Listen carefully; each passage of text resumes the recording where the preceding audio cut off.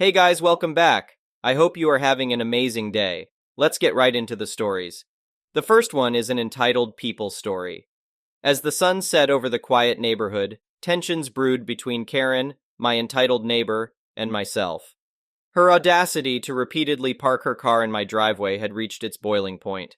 Determined to reclaim what was rightfully mine, I devised a plan to outwit her. Little did I know this confrontation would escalate into a dangerous game of survival. With my husband away at work, I seized the opportunity to take action. Instead of confronting Karen directly, I decided to block my driveway with cement blocks whenever our car wasn't parked there. I hoped this would dissuade her from her selfish parking habits. Unfortunately, it only fueled her fury. One fateful day, I spotted Karen maneuvering her car, deliberately parking it in the middle of my front yard. Consumed by indignation, I rushed outside, my anger boiling over. Before she could step out of her vehicle, I confronted her, my voice laden with frustration. "Get your car off of my yard now!" I demanded, my words echoing through the tense air. Karen, unyielding in her entitlement, retorted, "This is what you get from blocking me from the driveway. You should let me park there." Infuriated, I responded, "The driveway belongs to me and my husband, not you." Defiantly, Karen proclaimed, "There is no way I am parking my car in the street when I can use your driveway. If you want to make things difficult, I will leave my car here." Frustration turned into resolve as I issued my final warning. "This is your last chance. If I see your car on my property again, I am calling to have it towed away. I refuse to play this game with you any longer." Enraged by my ultimatum, Karen started her car, appearing to acquiesce. However, as she reversed, she suddenly shifted gears, accelerating towards me. Instinctively, I leaped out of harm's way as her vehicle narrowly missed me. Shocked and trembling, I realized the extent of Karen's unhinged nature. She was willing to go to great lengths, even attempting to take my life, to assert her entitlement. Shaken, I immediately dialed my husband at work, his reassuring voice urging me to remain inside while he rushed home. In the brief period between Karen's vicious attack and my husband's arrival, she left a note by our door, a chilling reminder of her malevolence. The message threatened further harm if I dared to challenge her again. Fear gripped my heart, but as the next day dawned, I witnessed the audacity of Karen's actions. The cement blocks that once guarded my driveway had vanished, replaced by her car arrogantly occupying the space. Enough was enough. Determined to reclaim my peace, I made the difficult decision to have her car towed. An hour later, Karen arrived at my doorstep, accompanied by the police. She spewed false accusations, claiming she had rented the spot and that I had illegally towed her car. Desperate to defend my position, I pleaded with the officers to hear my side away from her vitriolic presence. Exhibiting the evidence, including the threatening note and the damaged grass from her attempt to run me over, I painted a clear picture of her escalating hostility. The police, recognizing Karen's baseless claims, arrested her to restore order and defuse the situation. Despite her relentless protests, justice prevailed. I felt a flicker of relief, knowing that the authorities understood the truth and sided with me. In the days that followed, Karen begrudgingly retrieved her car but found herself parking it on the street, defeated in her attempts to seize my driveway. News of her behavior spread, and even other neighbors refused to tolerate her audacious antics. Still, Karen persisted in defaming my character, attempting to tarnish my reputation at every turn. However, I chose to rise above her slander, knowing that those who believed her baseless lies were not worth my time nor my energy. Undoubtedly, Karen suffered a financial blow from retrieving her car, but she continued to blame me for her misfortune, hurling insults and claims of personal responsibility. I refused to engage her in further conflict, recognizing that her perception of reality would never align with mine. From that day forward, I remained vigilant, keeping a watchful eye on my driveway. If Karen ever dared to encroach upon my property again, I would swiftly summon the tow truck, ensuring she learned her lesson once and for all. No longer would I cower in the face of her entitlement. Instead, I would assert my rights and protect the tranquility of my home, standing strong against Karen's ceaseless attempts to disrupt my life. The next one is a pro-revenge story. I used to do construction work a few years ago and had the coolest manager ever, Thomas. Thomas had this next-door neighbor, Alan, who he couldn't stand. Alan would steal stuff from Thomas's yard, like gardening tools, lumber, and most importantly, dirt.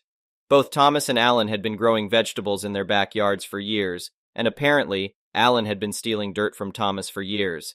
Thomas, being a very non-confrontational guy, let it slide. One day at one of the job sites, they delivered a large amount of soil. You could climb those piles of soil. Thomas figured they wouldn't miss a few bucketfuls of dirt, and the general contractor on site didn't care either. So we started helping Thomas load up some buckets in the back of the truck. We loaded 8 buckets, and then he said to me, "Hold on, I need one more for Alan." I thought it was really nice of him to think about his neighbor. However, he was actually planning to leave the bucket out for Alan to steal instead of taking the dirt from his garden. That's when he told me about Alan and his thieving ways. Jokingly, I said, "You should take that tub of plant killer, I don't know what this stuff is called, you have and pour it over the fence. Screw him in his garden." Unbeknownst to me, the wheels of justice started turning in Thomas's head. He didn't say anything to me, and we finished up the day and went home. About a week later, I showed up at Thomas's house for work. He runs the business from home, and he was grinning to himself the whole morning. Eventually, my curiosity got the better of me, and I had to know what was going on, so I asked him. He broke down his revenge plan step by step. He got home and unloaded his buckets of dirt in his driveway where Alan could see them. Then he proceeded to dump all of them, one by one where he needed them, but he intentionally forgot one bucket. This particular bucket was laced with plant killer. He emptied the entire bottle into the bucket and mixed it in. The best part is that Thomas didn't offer Alan the laced bucket, he just left it out. If Alan had asked for dirt, Thomas would have given him the regular stuff, but instead he chose to be sneaky. Under the cover of darkness, Thomas ran over, grabbed the bucket and took almost all of it, then put it back. After a week, Alan's tomatoes withered and died. So Thomas went to the nursery and bought new plants, but they didn't last more than 2 days before dying. He went back to the nursery, complained, and got more plants for free. A few days later, bam, they were dead again. Every morning, we checked on Alan and his radioactive dirt and quietly laughed to ourselves about what we now called Operation Scorched Earth. The next one is an entitled people story. Several years ago, my brother Dan moved from California to Washington State and built a 3-bedroom house on one of 2 parcels of land he had bought when he was 18 years old. He lived in a nice community with a small lake and had a homeowners association. During the 2008 economic crash, he ran into financial trouble, so we helped him. To repay us for the help, in March of 2016, he came down to California for an extended period to work on our house, which was neglected because of helping him. He was very proficient at renovating houses and did fantastic work. In November, my brother's friend Jake called him and asked if a friend of his, Tuna, could stay in one of the rooms for $400 per month. Dan had worked for many years with Jake doing construction for a house flipper, so he trusted Jake's judgment, needed the money, and thought it might be good to have someone trustworthy there to watch his house. Dan drove back up to Washington, cleaned out a room, put a lock on his bedroom door, locked the door, and put some of his things in a storage area up out of the way in the garage.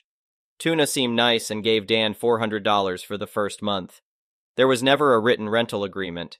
It was just verbal and meant to be temporary because Dan was going to return in 6 months. Tuna never sent another payment. We would call and ask her, and she always said it had been sent, but nothing ever arrived. So what was going on at his house? We pieced together that something wrong was going on there after Dan's neighbor called and after questioning Jake. The neighbor complained that the house had turned into a drug house, full of people and cars coming and going all hours of the night. At the beginning of June 2017, Dan drove back to Washington and handed Tuna a 3-day eviction notice. She left, stating that she had somewhere else to live and would get her stuff later. He was allowing her to retrieve her stuff at a later date. He just wanted her out. He started working on repairs and cleaning up the house. I mailed Dan a care package with some clothes, a California-themed shopping bag, and gift cards for gas and food. 5 days later, Tuna showed up with 2 men who punched Dan in the face. They wanted to take the house back by force. Dan went to the neighbor and called the police. The police came, and instead of arresting the men and Tuna, they took Dan to jail for missing a child support court date, which then put a warrant on him. Before coming to California, he thought everything regarding child support back payments for his independent, successful 23-year-old adult child had been taken care of. He had no idea about a court date since they notify by mail, and Tuna had never forwarded his mail, which was one of the things she promised to do. The child support scam on Dan is another issue I will have to submit later. So the police essentially handed the house over to Tuna. She and her cronies went in, changed the locks, and placed a long metal bar across the inside of the garage door so it could not be opened from the outside. They stole the package I sent to Dan and spent the gift cards. Meanwhile, my family and I were on vacation in Hawaii, and I received a phone call from Dan in jail. I spent a whole day of my vacation in the hotel room trying to figure out how to get him out of jail. Bail bonds could not be used for child support cases. Finally, they let him out when I paid a child support payment of $350. He had been in jail for 3 days, and the squatters had dug themselves in, so when he returned to his house, he had to call the police to arrest them for trespassing. After all, Tuna had been evicted, left, and no longer had permission to be there. They were squatters by all accounts, but the state defers to people who just claim they are renting, therefore requiring a landlord to go through the court system to remove the so-called tenants, who are actually squatters. The police came and screwed him over once again. Tuna claimed she was renting the entire house, and the police believed her instead of Dan. She told the policeman that she would leave in 10 days, and the policeman told Dan that he could have his house back in 10 days because Tuna said she would leave by then. Are you kidding me? Dan was instructed to leave the premises or be arrested. It was his house. She was trespassing. He got into his minivan and drove away with nowhere to stay but in his van. Of course, Tuna did not leave after 10 days. Dan went back after 10 days and called the police again. Once again, the police told him to leave or be arrested. We didn't know what to do next. One of the Homeowners Association board members, who had some experience in managing real estate properties, attempted to help us. She said that he needed a 20-day eviction notice, then Tuna would be out, and this had always worked for her when she had to evict tenants. Okay, so the 20-day notice was posted, and we waited. Tuna did not leave. Dan went over to his house and started cleaning up trash strewn all over the yard, waiting for her to leave. Tuna called the police, stating that she was a renter and he was disturbing her. Once again, Dan was asked to leave or be arrested. This time, Dan put his phone on speaker and I heard the whole interaction between him and the police. Yes, he had to leave or be arrested. Dan could not even get his construction tools out of the garage and could not work without his tools. And with being homeless, how do you even work? What was going to happen to all of his possessions, his sentimental things? His room had been broken into long before, his things removed, and people had used the room. It was near the end of summer. We were paying his mortgage payments, and it was getting so hard on everyone. Then something nice happened. A kind friend, Adam, asked him to stay at his house, which Dan did. During this time, Dan worked for Adam with loaned tools, and also went to some landlord-tenant educational meetings. The people at the meetings were helpful and instructed Dan on how to proceed by taking the matter to court. The police would not go further without a court order to physically evict Tuna. It would be difficult to afford the cost to hire a lawyer, but eventually we did end up getting a lawyer. Dan posted a court appearance on the door of his house since Tuna never answered the door, and that is what you do legally in this case. Every time he posted a court appearance, he had to legally give her 1 week's notice, which he did. He showed up at court and Tuna failed to show up. So he won by default, right? Wrong. The judge said that Tuna was not given proper notice because the notice was posted by Dan instead of an anonymous person. Dan walked out of the courtroom. The lawyers from the landlord-tenant meetings were there and couldn't believe it. Unfortunately, Adam had to move out of the house he was renting, so Dan had to go back to living in his van. It was autumn in the Pacific Northwest, and it was getting cold. The police had started harassing him if he slept in his van. We rented motel rooms for Dan. Once while at a motel, Dan heard a knock on the door in the middle of the night. He thought it was the motel staff and opened the door. 2 men burst into the room and proceeded to beat the crap out of him to rob him. They broke his finger and gave him a concussion. Dan ran to his van, drove it to a parking lot, and slept. He refused to go back to the motel. Things were starting to go downhill in a very bad way. I found a lawyer from a non-profit who worked for free to help. He actually used that 3-day eviction notice that Dan had given Tuna back in June as a basis for the case. I had found it online, the wording was appropriate, and it had been served properly. The lawyer had to jump through endless hoops and court appearances. The same judge presided over every case that had to do with evictions, and she always favored the tenants, including entitled ones. This took forever, like 3 more months, and Dan became haggard, homeless, sick, depressed, and at times had gone missing. Once I called every hospital, jail, homeless shelter, and even the food bank looking for him. His van was impounded 4 times. He was hospitalized 4 times. He was endlessly hunted down and harassed by the police. 3 times I found him because I was listed as his emergency contact on his state insurance when he showed up at hospitals. While all of this was happening to Dan, my husband was in a serious motorcycle accident, and I had to take care of my husband, changing his dressings, etc. Okay, I'm crying right now.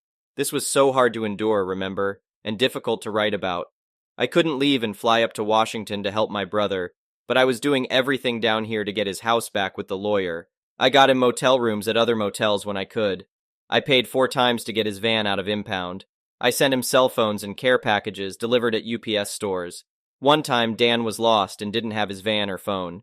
He ended up at a hospital that contacted me. He told me that he had felt really sick and had gone to the hospital earlier, who released him after examining him, even after he pleaded with them to let him stay because he felt horribly sick. He ended up collapsed on the sidewalk by the Salvation Army shelter, who wouldn't let him in, and another homeless person called 911. So he was back at that hospital with a very serious condition affecting his heart. I told the hospital to please call me at release time so I could arrange a motel for Dan. They didn't. He was then found in a park in frigid weather dressed in a pair of scrubs, a t-shirt, hoodie, and 1 shoe. A city policeman called me and took him to a motel where he stayed a while. I sent a care package there. Dan told me that one time when he was being harassed by the police for cooking food in a park, he mouthed off and told them they were communists, and it was their fault that he was homeless because they gave his house to a squatter. A fire truck arrived, so he was not arrested with the firemen there, but I don't think the police liked him much for saying that. In October, Dan was arrested for drunk driving while he was sleeping in a Walmart parking lot. I had to bail him out of jail over that. Every time he didn't get to court hearings, they would post warrants for his arrest. One time he was in jail, and they refused to give him his medication, so I had to bail him out because he felt so awful. In mid-November, the police arrested Dan again for not showing up to court for that so-called drunk driving incident. He begged me to bail him out. Even though the bail bondsman paid the bail in the late afternoon, the jail released him in the middle of the night, again with no vehicle impounded, a dead cell phone, no charger in the van, no money, etc. I found out later that this jail only releases people at night so they can get credit and are paid by the state for the whole day. That night he was released, it was our deceased mother's birthday. Dan was then found unconscious in a ditch by a seawall in a Starbucks parking lot. He had a broken femur, broken hip, cracked spine, a head contusion, and that finger was still broken from the motel incident. The doctors evaluated that he had been hit in the back of his head with a blunt object. We do not know who did it. The last thing he remembers was a police car driving by. He was airlifted to a major hospital in Seattle, about 50 miles from where he was. I took a flight up to Seattle as soon as I could and visited him. The doctors showed me the x-rays, and he had countless rods and pins put into his body to put him back together. By this time, we were getting closer to having his house back. I went by the house with Adam's brother-in-law, Paul, who was packing heat. We pounded on the door, and I demanded that the squatters hand over my dead mother's rocking chair. The stupid friend Jake was there, and he handed it through the door. It is a big heirloom mission-style chair, and they had burned into the chair in 4-inch letters the word wasted. The court order finally became available, but then we had to schedule the eviction according to when the police had time to do it, which was another 2 weeks. It was scheduled for the beginning of December. I went back home to California briefly and returned the night of the eviction. Dan was in the hospital for almost 2 weeks. When he was released, I arranged a nice long-term stay-type hotel back near home for him to live at until the police evicted the squatters. Paul helped us a lot. He was with the police at the eviction, changed all the locks, and secured the house. He picked up Dan at the hotel, and Dan got to witness the eviction of that entitled idiot from hell. She was the only one left in the house. A notice had been posted on the door to warn everyone to leave, but as usual, she didn't think there would be any reason she would have to leave. It took her completely by surprise. The police pounded on the door and demanded she leave immediately. She asked if she could get this and that, but no, she couldn't. She grabbed her little dog, purse, and left with nothing else. The police put a notice on the door after Paul secured everything. Dan was driven back to the hotel, and then I arrived. I wish I could have seen the eviction, but couldn't get a flight early enough. The neighbor said that a bunch of people came to the house that night pounding on the door trying to get in, but couldn't.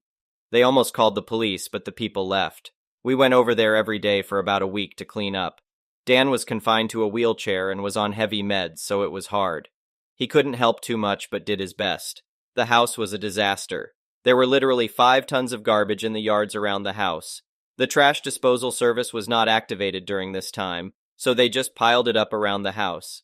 On one side of the house was a huge pillar of trash made out of wire fencing. It was about 8 feet by 8 feet and at least 12 feet high. The front yard was awful, with several piles of trash about 4 feet high. Tuna left every single thing in the kitchen, in the cupboards, and rotting food in pans. The carpets were soaked in dog pee. There were clothes and junk everywhere. There was loads of crushed glass embedded into the gravel driveway like she wanted us to get flat tires.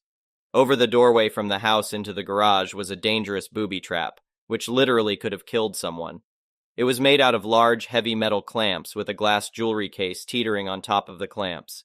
It could have fallen on top of someone's head if not discovered, and someone jarred it a little. The water had been shut off for months by the homeowners association, because they controlled the well and owned the water system. As soon as you don't pay the homeowners association fees, water is shut off. All the toilets were clogged up with crap. The sewage system was impossible to unclog, and later DB discovered that they had thrown dirt and plastic containers down the pipes. He had to go under the house and disassemble the pipes to get everything out. Hanging up on the wall in plain sight in the master bedroom was the California shopping bag I had mailed to Dan in the package that Tuna had stolen. She hung it there to taunt me.